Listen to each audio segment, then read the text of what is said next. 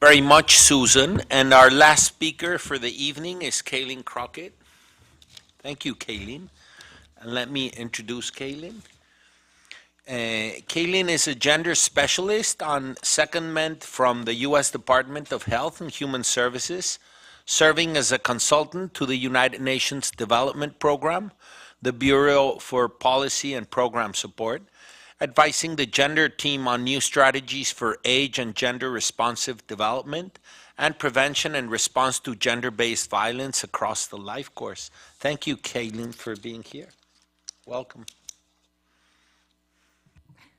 Thank you, Arturo, for the introduction, and thank you to everyone for having me, to Louise for the incredible technical support in getting here, and also just want to really emphasize what an honor it is to be here today with folks in the room like Dr. Campbell and Vicki Stein, real leaders in policy and research on gender-based violence who I've really looked up to. So this is a real privilege. Today, I will be speaking on behalf of my colleagues on the gender team at UNDP on ending violence against women and girls, Goal 5, and achieving the post-2015 agenda. My boss, Ms. Randy Davis, who's the head of the gender division at UNDP, sends her regards and regrets she is unable to be here. So I'm in her stead, and those are very big shoes to fill. To start us off, I thought I would share this statement from UN Secretary General Ban Ki-moon, as it really demonstrates just how seriously the UN is taking the issue of gender violence. Millions of women and girls around the world are assaulted, beaten, raped, mutilated, or even murdered in what constitutes appalling violations of their human rights. We must fundamentally challenge the culture of discrimination that allows this violence to continue. Violence against women is not only a human rights issue, but also a challenge to sustainable development. And addressing this violence, as the Secretary General implies in his remarks, will require our shifting those social norms that are rooted in disparities between women and men. And something critical to keep in mind with regard to the Sustainable Development Goals, the SDGs, is that it is an agenda shared by all member states, something, Susan, you had referenced earlier, North and South, low, middle, and high income. And the pervasiveness of violence against women and girls is perhaps one of the clearest examples of a universal challenge, bringing to bear the relevance of the SDGs to all countries. So this is just a brief overview of what I'll cover in the next 15 minutes or so. Mainly the role of violence against women and girls in the SDGs, in Goal 5, and also as expressed throughout the goals as our overarching policy framework for discussion. UNDP's particular role as the lead development organization in the UN system, and its approach to integrating violence against women across its core sectors, guided by the SDG mandate of leaving no one behind. And finally, I'm happy to share some examples of UNDP's work in this area. So I'm speaking to a room full of experts, and you're all very familiar with the SDGs, not the least of which is Goal 5, achieve gender equality and empower women and girls. So I won't belabor the points or cover all dimensions of this goal, but I've laid out the violence-related targets for your reference here. Other targets address unpaid care work, women's leadership and political participation, sexual and reproductive health and rights, economic empowerment, and access to enabling technologies such as ICTs. The main point I want to stress is this: women's empowerment is a precondition for success of the SDGs, and tackling gender violence is at the heart of this mission.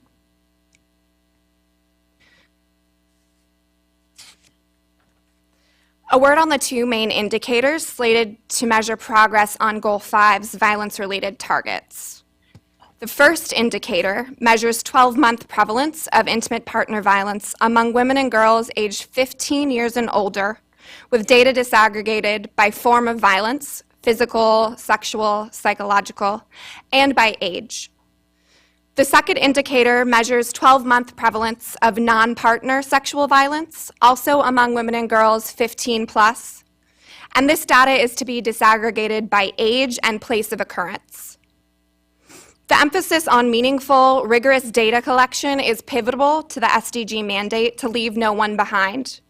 And for violence against women in particular, it's essential that we understand the different forms across the life course. As the UN system begins its work with member states to implement the SDGs, the challenge will be harmonizing distinct methodologies for collecting information on violence against women. And in particular, we are mindful of the lack of comparability of data from different countries, including the variance in age groups. For example, violence against women above the age of 49 is quite difficult to come by, and this is something that will require further capacity building. In addition to the standalone targets on violence against women, the SDGs provide us with an unparalleled opportunity to tackle the root causes of gender violence. Through the other SDGs, the post-2015 agenda reinforces what we know to be true in public health: that violence against women is a problem that occurs not in isolation, but as an outgrowth of intersecting inequalities and lack of access to rights, the social determinants of health.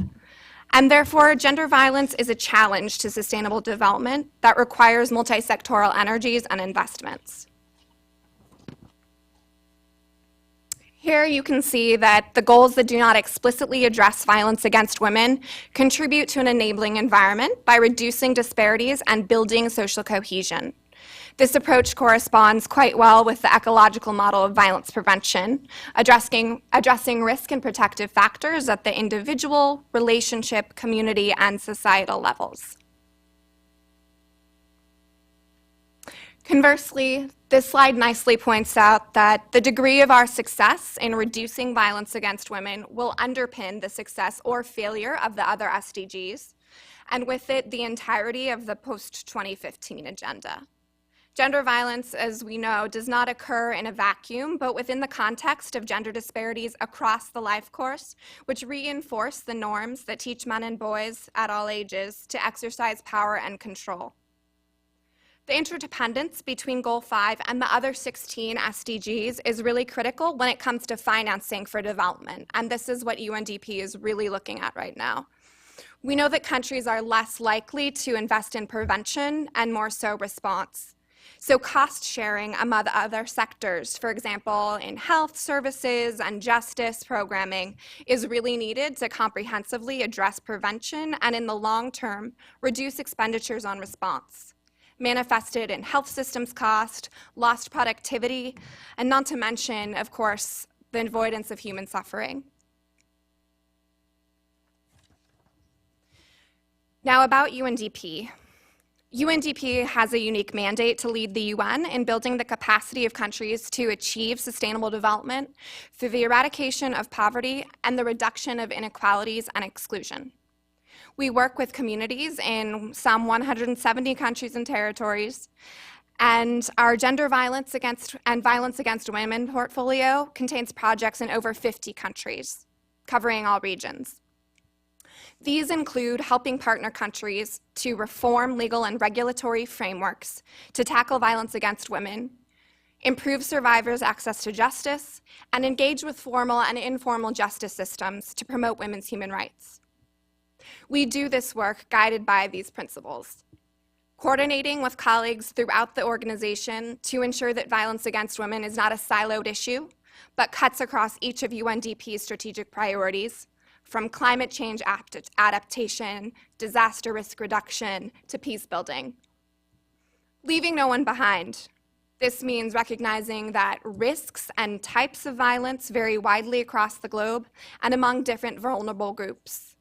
Further, it's acknowledging that layers of intersectional structural oppression also impact the experiences of survivors, as well as their relative access to services and support and legal recourse. For example, LGBT survivors, indigenous groups, persons living with HIV, sex workers, persons with disabilities, and older adults. Finally, we do this work in partnership with countries and communities, which also means, one, localizing the response to violence through community-driven approaches, knowing the epidemic, and building new partnerships across different sectors, both public and private, to encourage broader investment in violence against women from groups who wouldn't typically see that as their business. One example of our work in this area comes from Papua New Guinea.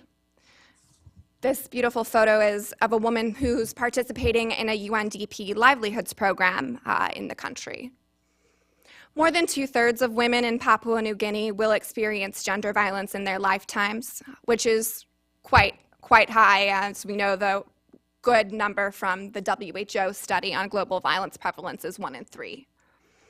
Last year, in partnership with the government of Papua New Guinea, UNDP facilitated community dialogues in 5 provinces to develop local action plans to address violence against women, including centralized case management services in each province.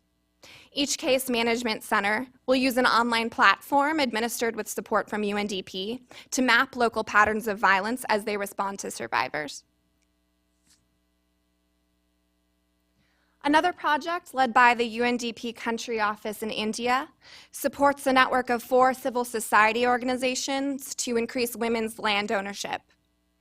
As a result of systemic gender oppression in India, only 12.7% of land holdings are in the names of women, though 77% of women rely on agriculture as their primary source of income. The UNDP India team did a really beautiful photo essay to highlight the results of this project, and this is a photo of 65-year-old Basi holding a deed to land in her name. Married at 15, Basi became a widow at age 50, and shortly thereafter was accused of being a witch from her brother-in-law, which is really quite common occurrence happening to older women and widows around the world in an attempt to drive them from land that they would rightfully inherit. And for many older women like Basi without any form of social pension, being branded a witch meant being ostracized from the community, abused, subjected to physical violence, and then abandoned. I love this project because it really highlights how UNDP's work to create access to livelihoods and tackle discriminatory customary practices also responds to violence against women. As many widows like Basi were married as adolescent girls, this project also reminds us of the life course dimensions of gender disparities. Another third example of our work in this area comes from Kenya, where UNDP has launched a pilot project to address the intersection of HIV and sexual violence. With project sites in 8 provinces, UNDP's Kenya team is working with law enforcement, civil society, and the health sector to strengthen the legal and policy environment to protect women and girls living with HIV from sexual violence. UNDP is working in partnership with survivor-led groups to reduce stigma towards HIV, tackle gender norms condoning violence, and enhance the capacity of service providers to address violence against women. I also want to briefly touch on UNDP's leadership in addressing violence against women in fragile settings. The more that can be done to strengthen the social fabric before the onset of crisis, we know that the better equipped our response will be. And UNDP's approach in this area aligns with the Women, Peace, and Security agenda established through Resolution 1325 from the UN Security Council. And this really recognizes that supporting survivors of violence is at the heart of state building.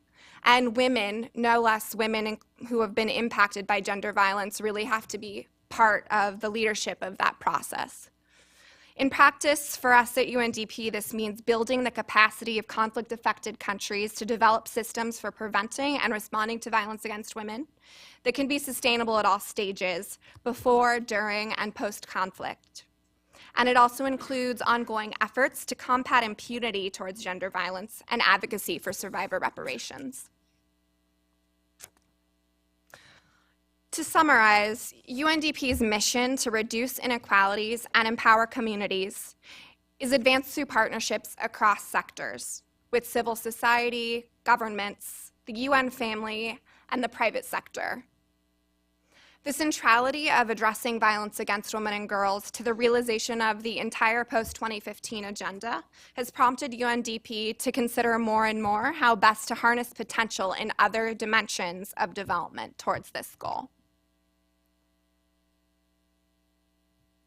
And I'd like to just conclude with a statement from our administrator at UNDP, Cailin Crockett, who says, "Violence against women occurs on every continent and in every country. It is of enormous importance that the elimination of violence against women and girls and of all harmful practices against women and girls is part of the 2030 Agenda for Sustainable Development."